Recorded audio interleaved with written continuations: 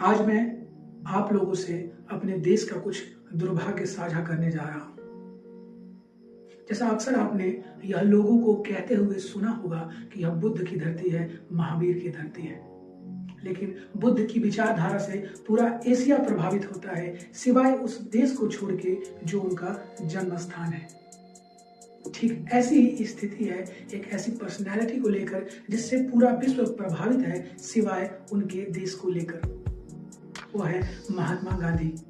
महात्मा गांधी की जितनी निंदा उनके आज अपने देश में हो रही है, उतनी निंदा ब्रिटेन भी नहीं कर रहा है। इसके पीछे बहुत सारे कारण हैं। कारण यह है कि हम फेसबुक, व्हाट्सएप और हाफ गर्लफ्रेंड पढ़ने वाले लोग हैं।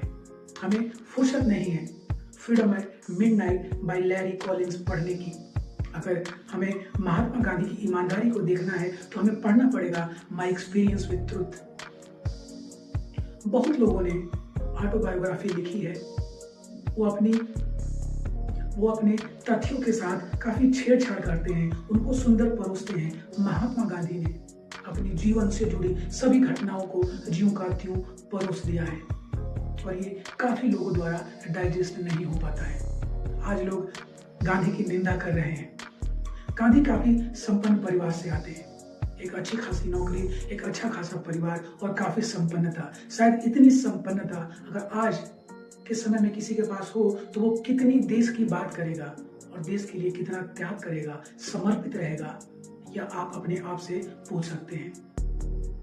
अगर गांधी की जो अहिंसा की अप्रोच थी, अगर वो आपको गलत लगती है, उसके कुछ लाभ नहीं दिखते, तो आपको पढ़ने की जरूरत है नॉन कोऑपरेशन मूवमेंट के बाद जो ब्रिटिश पार्लियामेंट में जो रिपोर्ट्स पेश की जाती हैं। अगर आपको यह लगता है कि इतनी क्रूर शासन पद्धति के सामने अहिंसा की नीति कहाँ तक वैज्ञानिक है, तो आपको यह समझना पड़ेगा कि आप उस देश के समक्ष खड़े हैं जो उस समय की सर्वश्रेष्ठ नौसेना, थल सेना और वायु सेना रखती थी।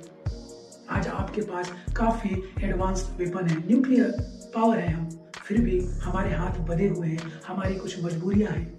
लेकिन मैं यह नहीं कह रहा कि महात्मा गांधी की सारी विचारधारा, सारे निर्णय बिल्कुल सही और एकरूप थे। ऐसा किसी के साथ नहीं हो सकता। यह सिर्फ गांधी की बात नहीं है। लेकिन अगर हम किसी किताब को कंक्लूड कर रहे हैं, उसके बारे में कुछ कह रहे हैं, तो हमें उसके कुछ चैप्टर्स को पढ़ने की जरूरत नहीं है। हमें जरूरत है उस किताब के पूरे चैप्टर्स को पढ़ने और समझने की, तभी हम एक सही कंक्लूजन पर आ सकते हैं। इसकी जरूरत इसलिए भी है, जैसे आज की पीढ़ी महात्मा बुद्ध और महावीर के बारे में नहीं जानती, तो आने वाली पीढ़ी भी महात्मा गांधी